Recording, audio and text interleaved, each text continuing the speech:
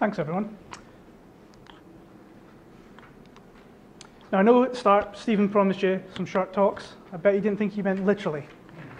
So what I'm going to talk to you about today is about the integrity of the people that we actually work with, important in my eyes, and that's the people that work with it. So a little bit of background about myself. The graph here shows my career in a nutshell. Just fresh out of university, I got a job in retail. Unfortunately, I was made redundant. So I thought, what better career move than to go and work in the bank? I was a bank manager for a while, and then the 2008 financial crash happened. So I thought, let's move to oil. Then the 2014 oil price crashed. So now I'm still here, I'm still in oil and gas, and now I'm doing this event. So I'm hoping my career takes a slightly different direction after this. I seem to be the harbinger of doom. So, like I say, I've worked in retail. I was working selling televisions with someone in the room here who I won't mention. But during that time, the reason that they went redundant was because basically the internet happened and you were able to buy televisions online. And the retail stores couldn't compete. It was quite a stressful time, high sales targets, difficult to achieve. It was quite stressful. Then I went to work for the bank, and again, we've all lived through the financial crisis in 2008, and some of you probably were badly affected by it. Myself, I worked for HBOS. They were one of the banks that went down. Please don't boo. Again, I was working in a very stressful environment where people were coming in, pointing fingers at my face and blaming me for it. And now I'm working in the oil and gas industry, and we all know we're working through quite a difficult time at the moment. Again, it's very stressful. The graph here, which is taken from the OG UK website, shows how much job losses we've had in the last few years. Since 2014, we've lost about 160,000 people in the industry. This is just the UK. But the work's still out there. We still need to do the work. The assets are still in the North Sea. They still need looking after. And the people behind that still need to, the people that are left in the industry still need to pick up what needs to be done. This is Britain. We've been through 2 world wars, stiff upper lip, and we just get on with it. We keep calm and we work harder. There was a survey done recently, 2017, last year actually, on British employees. And it basically found out that the average British employee works almost 2 months unpaid over the course of a year. 60% of British employees feel that they don't have a good work-life balance. 33% leave work when they're supposed to. And 24% of women feel pressured into working overtime or working extra time compared to just 11% of men to progress their careers. Recent analysis from the TUC basically shows that number of employees working longer hours than contracted have grown by 15% in the last 5 years. That hurts health and it hampers productivity levels, which I'll show you later. The Office for National Statistics revealed this year that Britain has the 3rd lowest productivity of all the G7 nations. And for those that don't know, the G7 nations, they're on the bottom there, but they're essentially the 7 largest advanced economies in the world. So I know I made a joke about the war slightly earlier, so I apologise to any Germans that may be in the room, but you're top of this table and you're doing really well. So this bar chart shows the current GDP per hour worked of the G7 nations. And the UK is taken as a baseline. You see there, and we're sitting closer to Japan at the bottom than we are to Germany at the top. So essentially, we're working harder, longer, and we're being less productive, as the last graph just showed. Our figures are closer to Japan than the rest of the G7 nations. But Japan's got this perception of a really sort of industrial, hard-working culture. But Japan has a problem. You all know it. It's karoshi. So what is karoshi? I hope there's no Japanese people or fluent Japanese in the room. So what is karoshi? It literally translates as excess labor death. So people are dying from working too hard. And you find in that, it's also known as salaryman. I don't know if you've heard of that term, but essentially it's people who live to work. They get up in the morning, they go to their work, they work till late at night, and then they literally sleep where they can. This is recent photos taken from Japan and business people sleeping on the streets. They're not homeless, they just can't afford to go back home. So despite Japan being one of the richest economies in the world, and they're perceived as being productive, they're not actually being very productive at all. They're just working longer hours. And incidentally, they have one of the highest suicide rates in the world. So in Japan, all night, late night or holiday work with long excessive hours became the norm. So it's part of their culture now. It all stemmed from the Second World War, actually, from rebuilding their nation. They felt that they had to work harder to rebuild, and it's, again, built into their culture. It's a sense of shame they feel if they don't work hard. Stress accumulates due to that. So due to frustration at not being able to achieve goals set by companies, even in economic recession, companies tended to demand excessive sales efforts from their employees and require them to achieve better results. This increases both the psychological burden and endangers health. Do these statements sound familiar? It's happening in this industry. This is a graph taken from the HSE's website, the most current statistics I've got. And this is the amount of working days we lose as a country, so it's not just the industry, so it's the UK in general, lost by types of ill health.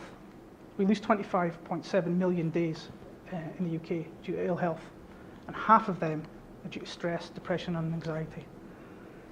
Of that stress, depression and anxiety, for those that are interested, the other ones are musculoskeletal and other. Stress, depression and anxiety, of that, 44% is made up of people feeling they've got too much workload. So people are feeling, basically, it's costing us. Does it sound like Karoshi? Maybe it does. So are we overworking our employees? Does more input mean more output? Well, yeah, it does from time to time. If you ask somebody to do a little bit extra work, they'll do it for you. But not when overtime becomes all the time. I wager we've all seen some of these scenarios in the office, or done yourselves this week. Work through your lunch.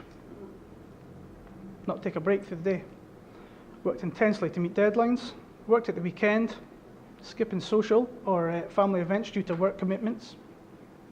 And taking extra work despite your current workload. I mean, these aren't out there scenarios that we all do them. We've all seen this as well. We've Stop Work Authority. We've got all the operators and people have these. And if we walk past this in our office, or we would stop the job, you would say, hold on a minute, that's not very safe. Stop what you're doing immediately and reassess. Find a safer way to do it. If we walk past somebody in the office like that, would you stop the job? Would you tell them, you've been working too hard, go home? I don't think we would. Again, it's part of our culture. So are we setting ourselves up for failure? Well, fatigue and higher stress levels lead to mistakes, and that's a fact. And you only need to look at driving statistics to see the more tired you are, the more likely you are to have an accident. The consequence of making mistakes can be fatal, and especially in the industry that we work in as well. Time pressures, again for management, people have touched on this before my talk, so I'm not going to labour the point. But with added stress leads to lower quality outputs and inevitably mistakes. And finally, integrity. Integrity is essentially about delivering bad news up the tree. We're telling people you need to inspect more, you need to spend more money. It's inherently stressful. Let's not add to the problem that we've already got. So how do we alleviate that? In my mind, it's simple. We need to learn to play more. Bear with me. So what is play? And play can be any activity, from throwing a ball to socialising during a coffee break, playing pranks. Play is essentially doing something for fun. You don't necessarily need to have an end goal with play. What happens when we take play away from human beings? What actually happens to us when we're not allowed to play? We get anxiety, we feel depressed, we feel isolated, we feel victimized, and we suffer a loss of empathy. Incidentally, these are the same traits that psychopaths show. So what are the benefits of play? Why am I standing up here telling you to do this? It sounds like a ridiculous concept, play at work. Well, this is the reason why. It relieves stress, improves your brain function, stimulates the mind and boosts creativity, it builds trust, which is a key one, and improves relationships and teamwork. Another survey that I'm going to show you the results of. So if someone perceives their work environment as a fun place to be, if people enjoy coming to work, when you do an engagement survey with these people, 68% will give you a more positive result. 60% of employees feel more trusted by their management. 54% feel a reduced amount of stress.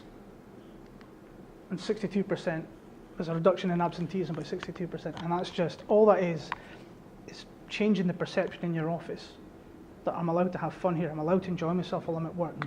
It's not just working 9 to 5. There's a reason children show little signs of stress, is because they're allowed to play. Nobody stops them playing, and play relieves stress. But how somehow, when we become an adult, you can't have fun. You know, you get looked at or tutted at, or sideways glances if you're seen as, sometimes it's seen as messing about. But what does it look like in an office environment? Like I just said, sometimes it can look like messing about. And that's not what I'm telling you to do. I'm also not telling you to have meetings with clown noses on. It can't be constructed. You can't go and tell someone, go and have an hour of fun, go and have an hour of play, and I want you to wear a silly hat, and that's our fun for the week. It's got to be natural. It's got to be part of your culture. You've got to build it in. And I hear the word culture being QHSE thrown around. It's often tagged on to safety. Safety culture. We've got good safety culture in this company. Culture's culture. Whether that's safety or fun or whatever, it's all rolled into one. You can't have one and not the other. You don't need to structure fun and make sweeping changes to your workplace. Make small changes to your culture and manage that change. Make it a place where fun just happens and it's spontaneous. It's more powerful that way. And empower your staff to actually engage in that. And also mix it with work-based tasks so you're actually getting the benefit from it. I want you all to have a little think about the best managers you've worked with in your careers, some careers longer than others. But what made those managers great? Probably because they trusted you. Why did they trust you? Probably because they made work fun. But I'll let you think on that. So finally, this is not uncommon to a modern workplace. There's new building regulations, and part of, if it's over a certain size, they need to include these spaces, breakout rooms. They're often called breakout spaces.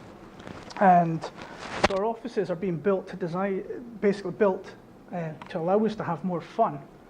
But we don't use them for that. They suddenly become meeting room 4, become another meeting room. We use these spaces wrongly. We use them as an extension of our workspace. So I want to leave you some parting thoughts, and bear with me on these ones. So take the time out during the working day, otherwise, not as workers, but as humans, human beings. They might help us forge more positive ways around stress factors at work. Team building or interacting with others in a relaxed situation has never been more important, especially during stressful periods. It's really harmful forgetting to interact outside the work bubble with one another. The work environment can be a false place where we're all trying to perform, and it's not a lie. If we relax with each other, maybe we would make some meaningful connections and understand each other's motivations better, and that ties into what we're talking about with collaboration earlier on. And I'm convinced that in all scenarios it's possible to come to a mutual positive understanding that could both motivate workers and reassure managers. Again, that's talking about trust. Plato once said that you can discover more about a person in an hour of play than you can in a year of conversation. And finally, sometimes when it seems least appropriate to play, that might be when it's the most important. Thank you.